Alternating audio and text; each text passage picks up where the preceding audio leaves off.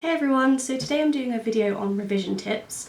I got a comment on one of my previous videos asking about how I studied for my exams, and I thought this would be a great topic, especially at this time of year, to do a whole video about. So I've got a few tips. I have to say, my revision has improved over the years. I've always got decent grades, but I'm a big procrastinator, and especially for like GCSEs and then AS levels, I definitely procrastinated revision, and I was more of like a crammer, and that was my style. But now that I'm in second year of uni, I've learned to revise better and to actually revise. So yeah, I'm just going to share some tips which I think really help me to revise. Okay, so my first tip is to condense your work.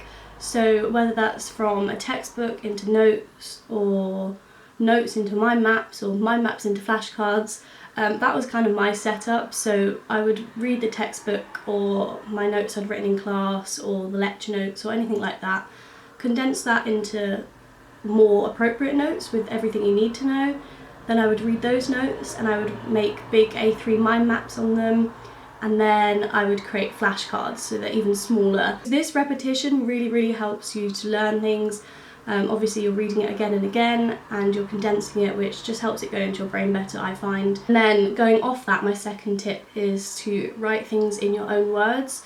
So when you're copying out these notes or these mind maps or whatever you're writing, make sure you are writing it in your own words.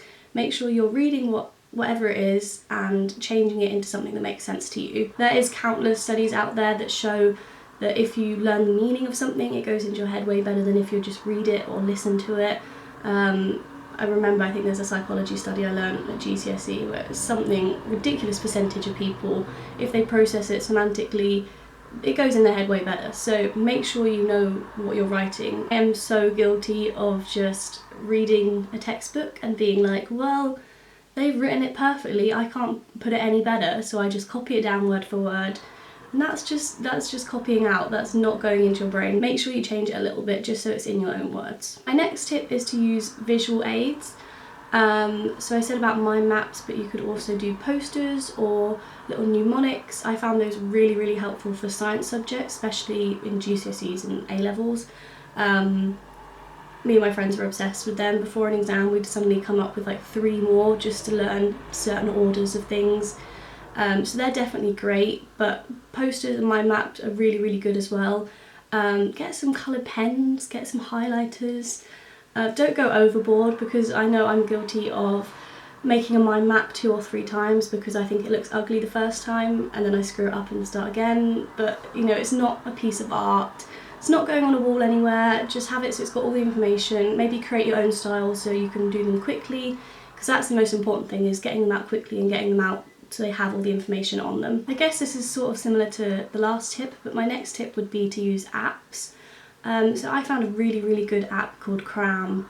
It sounds like it's sponsored, but it's not. I think when I was doing A-levels, but it could have been GCSE, and it's basically a flashcard making app.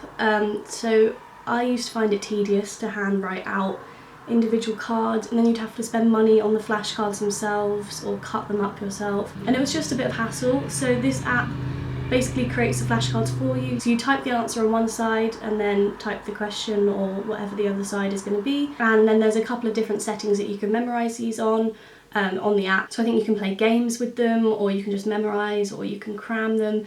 It's really helpful, and I love having something like that on my phone. So if you're on the bus, or you know, you're waiting in line for something, you can be quite productive and do that revision while you're just waiting around. So I definitely found that one really helpful, especially for things like definitions that you have to learn, or for psychology you have to learn a lot of studies, so it's great to have the name of the person that did the study and then what they did on the back.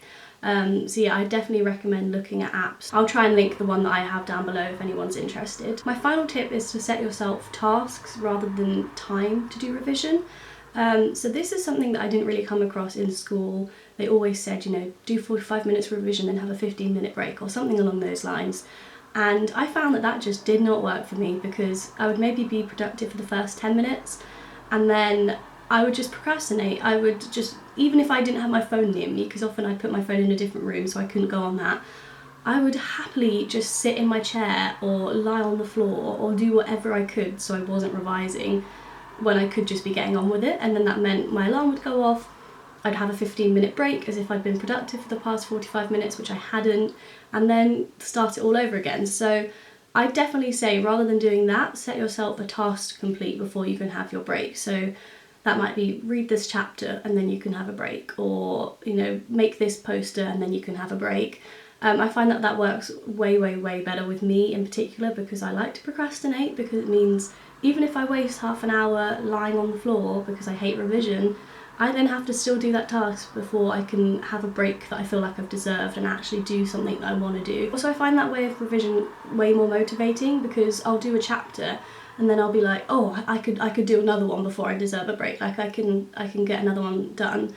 And I just find I get so much more work finished if I do it that way, because I earn the breaks. I feel like I can actually take the break and enjoy it, and I'm not just always wasting time. That's also a good way of doing it with revision timetables.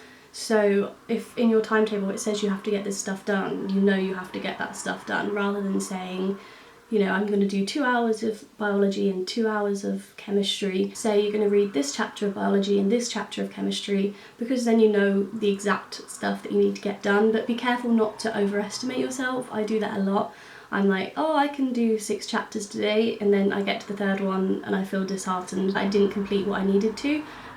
So be realistic, set realistic goals, but set specific goals rather than time-focused goals, because then you're way more likely to get everything done. Also, having mentioned revision timetables, everyone is going to be so different with revision timetables. I find I work best not with one that's, you know, the whole month written out and it's on the wall and it's got everything I need to do on it.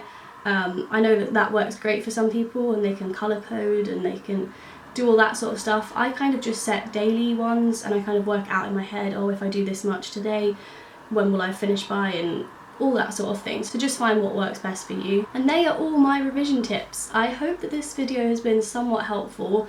Let me know in the comments below if you liked it, or if you've got any other suggestions for school or uni related videos.